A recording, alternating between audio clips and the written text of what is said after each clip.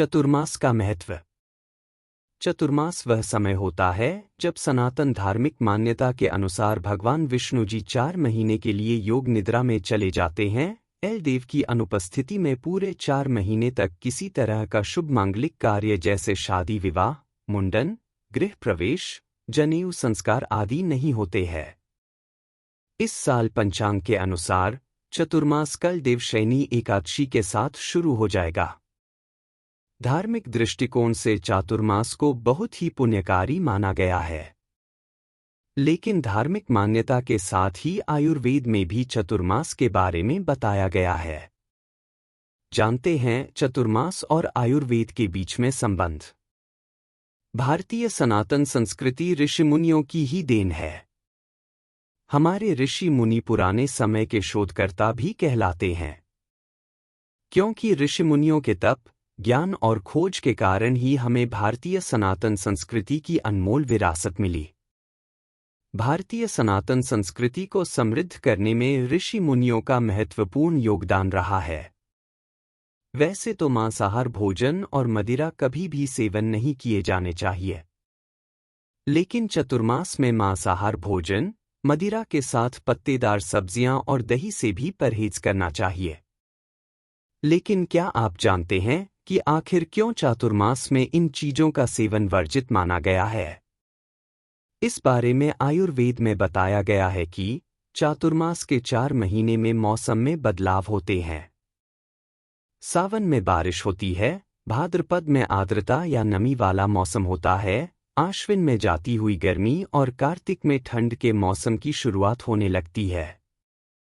ऐसे में इन 4 महीनों में पाचन शक्ति भी कमजोर रहती है, क्योंकि मौसम में बदलाव के कारण शरीर और आसपास के तापमान में लगातार उतार चढ़ाव होता है। साथ ही इस समय रोग उत्पन्न करने वाले बैक्टीरिया या वायरस भी बढ़ने लगते हैं।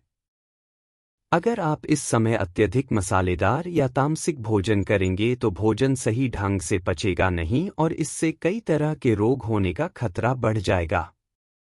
यही कारण है कि आयुर्वेद में सावन के महीने में पत्तेदार सब्जियां, भाद्रपद में दही, आश्विन में दूध और इससे बने पदार्थ और कार्तिक में प्याज, लहसुन और उड़द दाल नहीं खाने की बात कही गई है। भारतीय संस्कृति सदा से ही सनातन धर्म से प्रभावित रही है और सनातन धर्म में चतुर्मास को विशेष महत्व दिया गया है।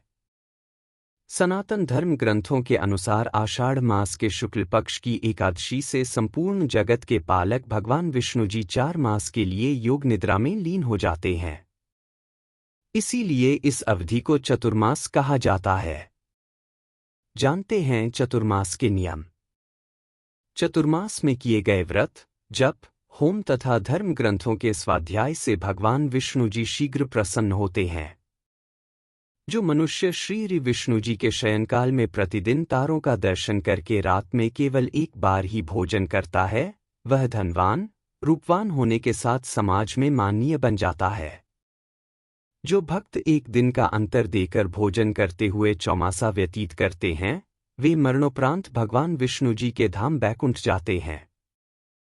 भगवान जनार्दन जी के शयन करने की अवधि में जो व्यक्ति 5 दिनों तक निरंतर उपवास रखने के पश्चात छठे दिन भोजन करता है, वह राजसूय तथा अश्वमेध यज्ञों का संपूर्ण फल प्राप्त कर लेता है। जो चौमासे में 3 दिन उपवास करने के बाद चौथे दिन भोजन करता है, वह भव बंधन से मुक्त होकर संसार में पुनः जन्म नहीं लेता है। जो भक्त ब्रह्मचर्य का पालन करते हुए चतुर्मास व्यतीत करता है, वह स्वर्गलोक जाने का अधिकारी बन जाता है। जो लोग चौमासे में नमक त्याग कर भोजन करते हैं, उनके सभी कार्य सफल होते हैं। जो लोग चतुर्मास में प्रतिदिन श्री विष्णु सूक्त के मंत्रों द्वारा तिल और चावल की आहुति देते हुए हवन करते हैं, वे कभी रोगी नहीं होते। चतुर्मास में सत्संग एवं भजन कीर्तन करना तथा भगवत कथा सुननी चाहिए। सत्पुरुषों की सेवा तथा अन्नदान से भी अनन्य पुण्य फल प्राप्त होता है। धर्म ग्रंथों में कहा गया है कि चतुर्मास में मनुष्यों को परपीड़न और परनिंदा से दूर रहना चाहिए।